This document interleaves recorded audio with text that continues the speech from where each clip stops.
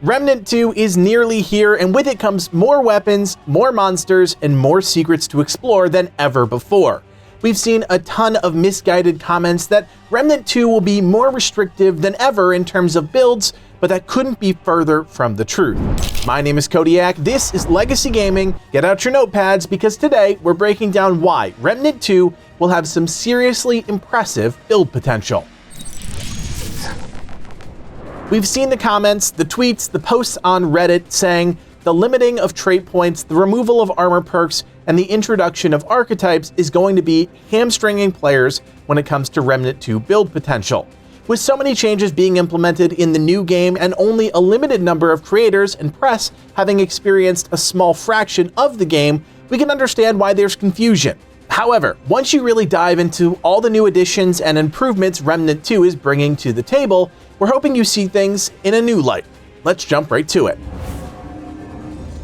Right off the bat, I think it's important we show the components of a build from Remnant from the Ashes and Remnant 2 side by side before we jump into the finer details. You'll notice immediately when these lists are compared, Remnant 2 comes out on top. That may come as a shock to the Reddit warriors amongst us, but it's the truth. Don't believe me? Let's break it down. In Remnant from the Ashes, you had 3 weapons. There was one handgun with 1 weapon mod slot, one long gun with 1 weapon mod slot, and 1 melee weapon that had no adjustable features. Weapon mods, for those who aren't aware, are abilities that become active after enough damage has been dealt with the weapon they're equipped on. Of course, there were also traits, jewelry, and set bonuses that could make this generate passively, but at a base level, shooting weapons equated to charging these abilities. Then you had 3 armor pieces. Each piece was part of a specific set, and each set had a 1, 2, and 3 piece set bonus. You could wear all 3 pieces from a specific set and receive the most potent form of that set bonus, or you could mix and match pieces to get a hybrid set of perks. Each armor set was also a specific weight class, directly influencing your damage resistance and the speed of your dodge mechanic. This meant more often than not, your desired set bonus would lock you into your weight class. You could negate this with jewelry, but then you'd be wasting one of those gear slots to offset something, not necessarily improve your effectiveness in combat. Finally, to round out your gear, you had 3 jewelry slots. This was made up of 1 necklace and 2 rings. These had a massive impact on your build, and a lot of damage perks won out over most other effects and what was actually a really large pool of jewelry to pull from. The only other thing that would factor into a build in Remnant from the Ashes were the traits. When you were just starting out and adventuring through the various worlds in search of gear, unlocking traits was integral to beefing up your character. As time progressed, however, and you pushed into harder difficulties, you could quite literally unlock and max out every single trait in the game, making you an unstoppable killing machine that didn't have to really think critically about a single trait in order to make a build work. You just collected them all, and as long as you had specific ones available, you didn't really need to invest too much energy to spec into what you needed. Meanwhile, every other extra trait just became icing on the cake, and to be blunt, this was an incredibly boring power fantasy. In Remnant 2, all of this still exists, but in a lot of cases has been dramatically expanded upon and even overhauled.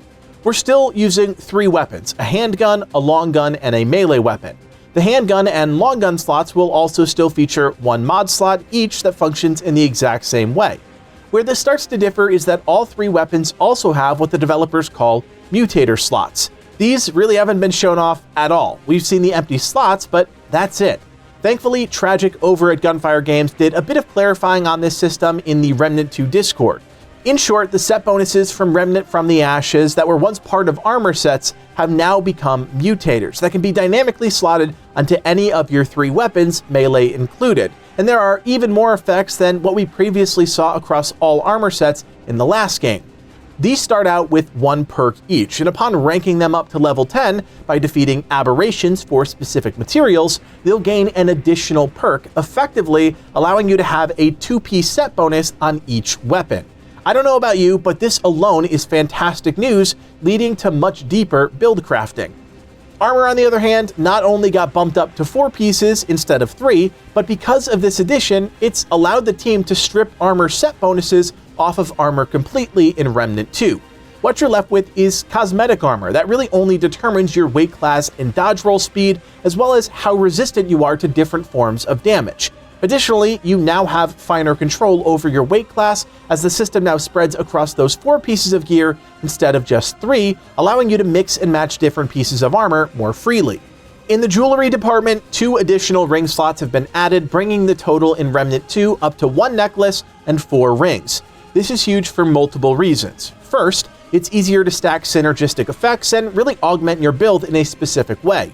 Second, because you have 4 slots instead of 2, you're free to experiment with more unique effects on jewelry pieces without completely derailing a build. Things like the bright steel ring from Remnant from the Ashes, which gave the wearer the fastest evade roll regardless of their armor encumbrance, can now be an integral component of a build without feeling like you just wasted 50% of your potent jewelry effects. Trait points are another massive factor in Remnant 2, as you can no longer max everything out. In fact, you'll only have around 85 points or so to spend in total. Combine this with the fact that most flat increase damage traits have been completely removed, and you'll quickly realize the potential diversity this section of your build enables. Traits that benefit stamina or mod power generation could be the play for one build, while another may want to focus entirely on health and overall survivability. On top of that, we also need to think about archetypes, a brand new system in Remnant 2. Each archetype effectively grants you access to 3 different skills, 4 different archetype-specific perks that not only benefit you, but your teammates as well, a more potent and unique prime perk, and an archetype-specific trait that becomes available for any build to utilize once it's leveled up to rank 10. You can even slot 2 different archetypes at the same time, creating a dual archetype and allowing you to equip up to 2 archetype skills, 1 from each archetype you have equipped. It's a bit confusing, and I get that, so if you want a much deeper dive into archetypes and really everything we know about the game, I strongly recommend you check out our ultimate preview for Remnant 2, as it explains every drop of important information up to this point. Now, I mentioned earlier, mutators sort of took over for armor set bonuses, but archetypes kind of did as well, and those 2 new systems working in tandem will really create a much more customizable set of perks and bonuses, while allowing the player the freedom to be more expressive with which armor suits them best. Finally, to round things off, we have to talk about relics and how they'll factor into builds.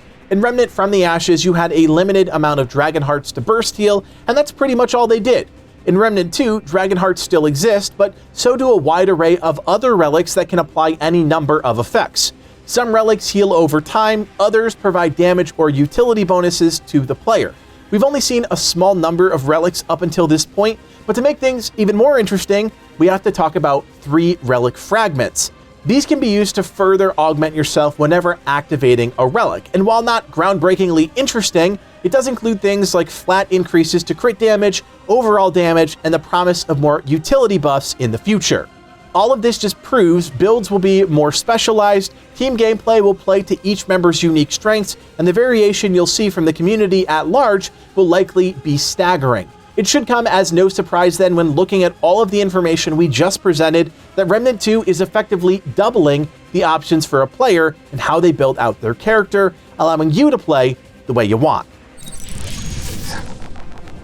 Friends, if this didn't convince you that Remnant 2 is completely opening up the floodgates when it comes to build crafting, then only going hands-on will.